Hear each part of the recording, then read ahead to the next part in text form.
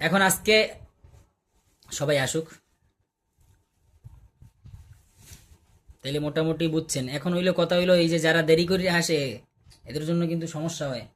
এই জন্য কালকে থেকে সবাই আগে আগে চলে আসবেন, কাজগুলো সবাই আগে আগে কি করবেন, শেষ করবেন। এই আপনাদের ক্লাস নেওয়ার জন্যই কিন্তু আমি কি আসছি, শহরে চলে আসছি। গ্রামে মেয়া কারেন্ট টারেন্ট নাই, হ্যাঁ বুঝছেন। আর আপনারা যদি একটু ফাস্ট না হন তাহলে তো মুশকিল। যাকগে, সবাই আসতে থাকুক। তাইলে আজকে আমরা তিনটা বিষয় আলোচনা করলাম। আজকে আমরা আজকে আমরা তিনটা বিষয় আলোচনা করলাম। একটা হচ্ছে প্রথমে আলোচনা করলাম মারাতিবুত তাফখিম নিয়ে, দ্বিতীয়তে আলোচনা করলাম ইজতিমায়ে সাকিনাইন নিয়ে, তৃতীয়তে আলোচনা করলাম নাবর নিয়ে। ইসমাম বিন রহম। নাবর। নাবর নিয়ে, ইসমাম। ওই নাবরের মধ্যে আর কি ইসমাম বির রহম চলে আসছে আর কি। জি। হ্যাঁ, তো তাইলে এই যে মারাতিবুত তাফখিম সম্পর্কে আবার বলি। মারাতিবুত তাফখিম এটা আলোচনাটা হচ্ছে সম্পূর্ণ ইস্তেলার হরফগুলাকে নিয়ে।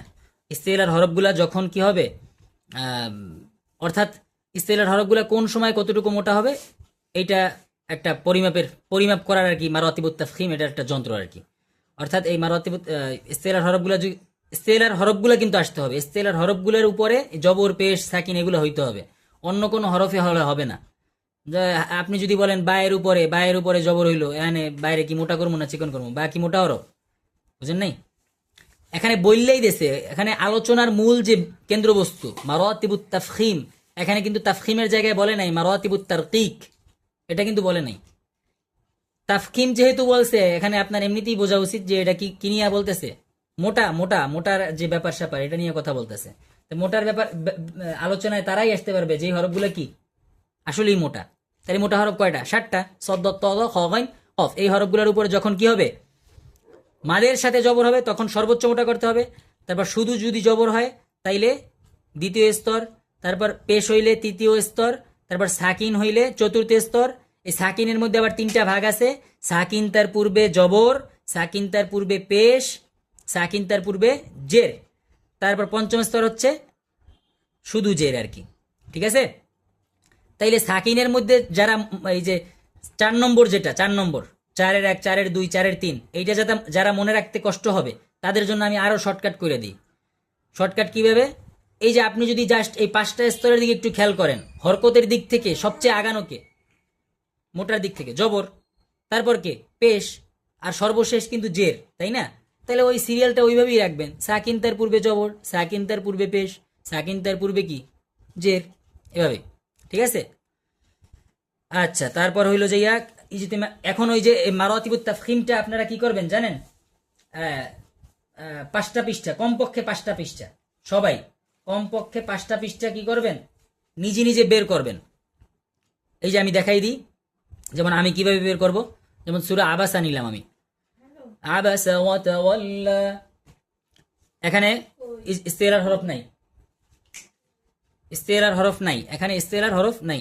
আন জাআহুল আ'মা, এখানেও নাই। ওমা ইউদরিকা লাআল্লাহু ইয়াযাক্কা, এখানেও নাই। আও ইয়াযাক্কারু ফাতানফাআহু যিকরা, এখানেও নাই। আম্মা মান ইস্তাগনা, এই যে দেখেন আম্মা মান ইস্তাগনা, তাগনা, আমি যদি বলি তাগনা, এখানে কত নম্বর স্তর হয়েছে বলেন তো? চতুর্থ নম্বর স্তর। এই চতুর্থ কেন? তাও 4-এর কত সেইটা বলতে হবে, এক্স্যাক্টলি বলতে হবে। 4-এর কত? 4 বললেই হবে না। 4-এর 1 নম্বর। মাশাআল্লাহ মাশাআল্লাহ, পারছেন দেখি। 4-এর 1। 4-এর 1, তাগনা। কারণ এই যে গন কিসের হরফ? ইস্তেলার হরফ, ইস্তেলার হরফে সাকিন হইছে, সাকিনের পূর্বে কি আছে? জবর আছে, সেই জন্য 4-এর 1। জি। আম্মা মান ইস্তাগনা ফাআনতা লাহু তাসাদ্দা, এই যে তাসাদ্দা, সদের উপর শুধু জবর, কত কত নম্বর স্তর? শুধু 2 নম্বর স্তর। 2 নম্বর। মাশাআল্লাহ, এই তো এরকম কইরা কইরা প্র্যাকটিস করবেন, এরকম কইরা ভাই, এরকম কইরা জাস্ট আপনি 5টা পৃষ্ঠা প্র্যাকটিস কইরা আমার কাছে আইসেন যে ভাই এখনো বুঝি নাই। 5টা পৃষ্ঠা, বেশি না, 5টা পৃষ্ঠা প্র্যাকটিস করবেন নিজে নিজে, হ্যাঁ। তারপর বলবেন যে ভাই এখনো পারি না, তারপর আইসেন, আমি ইনশাল্লাহ বুঝাই দেবো না, যদি কেউ এরকম থাকেন। বিষয়টা আর কি মিজানের সিগা বের করার মতো হয়ে গেল আর কি। হ্যাঁ, বলছি বিষয়টা আর কি মিজান জামাতের সিগা বের করার মতো হয়ে গেল। হ্যাঁ হ্যাঁ হ্যাঁ। فأنت له تصدى وما عليك ألا يزكى وأما من جاءك يسعى وهو يخشى، এই যে দেখেন وهو يخشى, খ কিসের হরফ? ইস্তেলার হরফ। তাহলে দেখেন খটা সাকিন অবস্থায় আসছে এবং পূর্বে কি জবর, তাহলে তো এক নম্বর চারের এক। চারের এক। এই তো পারতেছেন। এভাবে একটু প্র্যাকটিস করবেন, ইনশাল্লাহ পারবেন ভাই, কঠিন কিছু না, একেবারে সহজ পানি। জি ইনশাল্লাহ ইনশাল্লাহ। আচ্ছা, তারপর দ্বিতীয় যে পড়াটা দিয়েছিলাম সেটা হলো ইজতিমা আই সাকিনে। ইজতিমা আই সাকিনের নিয়ে আমি কি বলছি? অর্থাৎ ইজতিমা আই সাকিনের কাকে বলে? অর্থাৎ অক্ফ অবস্থায় যদি কি হয়, আপনার দুইটা মিউট করেন, মিউট করেন, সবাই মিউট করেন। অক্ফ অবস্থায় কি হয় যদি দুইটা সাকিন একত্রিত হয় না, এরকম উচ্চারণ বহুত আছে কোরআন শরীফে, অভাব নাই, ঠিক আছে? তো অক্ফ অবস্থায় যদি দুইটা সাকিন একত্রিত হয়ে যায়, তখন আমরা কি করি? শেষের সাকিনটাকে উচ্চারণ করি না বললেই চলে। অর্থাৎ শেষের যে হরফটা আছে এটাকে কেউ যদি করে তাও 40 থেকে 50%, এর বেশি করে না, ঠিক আছে? তো সেই জন্য এটা যাতে 100% আমরা উচ্চারণ করতে পারি, সালমান ভাই মিউট করেন।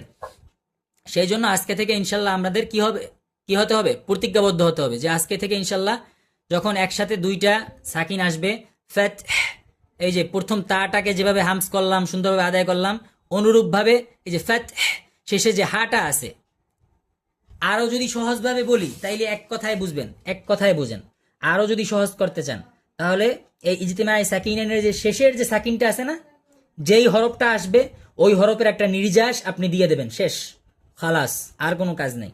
যেমন ফাত, এখানে হা আসছে না, হায়ের সাউন্ড কি? এই সাউন্ডটা জাস্ট দিয়ে দেবেন, আর কোনো কাজ নেই আপনার, হা উচ্চারণ হয়ে যাবে। যেমন কবল, লামের সাউন্ড কি? এই একটা লামের যে সাউন্ড, এটা না, তাইলে আপনি কবল এই সাউন্ডটা দিয়ে দেবেন, শেষ, উচ্চারণ হয়ে যাবে সুন্দর। রয়ের সাউন্ড কি? এই রয়ের এই সাউন্ড না, আপনি জাস্ট যখনই র পূর্বারিক আসবে শেষে এই রয়ের সাউন্ডটা দিয়ে দেবেন। যেমন ওয়াল ফাজর, ওয়াল আসর, এই যে রয়ের দেখছেন একটা সাউন্ড দিয়ে দিছি, একটা সার নির্দেশ দিয়ে দিছি, উচ্চারণ হয়ে গেছে, শেষ, ঠিক আছে? বাদ দে দে দে দে, এই দালের একটা সাউন্ড দিয়ে দিছি, সার নির্দেশ দিয়ে দিছি, হয়ে গেছে। এভাবে করবেন, শেষ। তারপর হইলো তৃতীয় যে কথাটা বলছিলাম, নাবর নিয়া। নাবর মানে হইছে যে ওই যে আমাদের অনেক ইজতিমাই সাকিনটা ছিল সাকিন নিয়া, আর নাবরটা হচ্ছে তাসদিদ নিয়া। অক্ফ অবস্থায় যখন তাসদিদ আসে তখন এই তাসদিদটাকে আমাদের কি করতে হয়? একটু ধৈর্য রাখতে হয়। সেই জন্য এটাকে আপনারা অনেকেই বেশি করে ধরে ফেলান, আবার অনেকে কি করেন মোটেই ধরেন না। এটা কোনোটার একটাও করা যাবে না, যতটুক দরকার ততটুক, এর বেশি না, ঠিক আছে?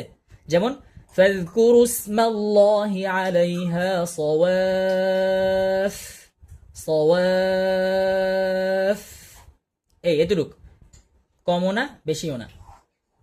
اقتربت الساعة وانشق القمر وإن يروا آية يعرض ويقول سحر مستمر وإن يروا آية يعرضوا ويقولوا سحر مستمر مستمر أين المفر معتر مد الظل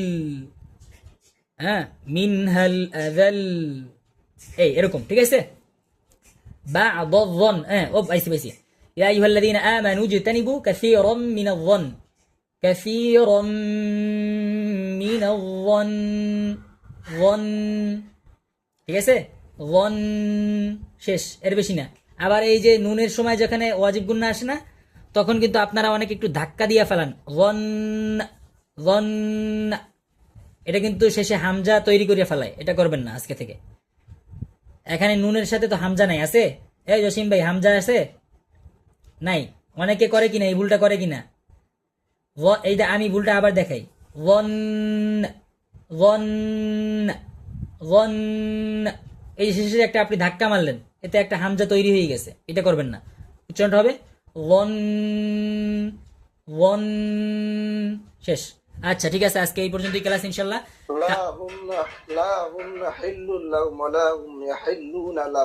ইয়েস ইয়েস, লা হুন্না হিল্লুল লাহুম ওয়া লা হুম ইয়াহিল্লুনা লাহুন, লাহুন, নট লাহুন, লাহুন, এটা করা যাবে না।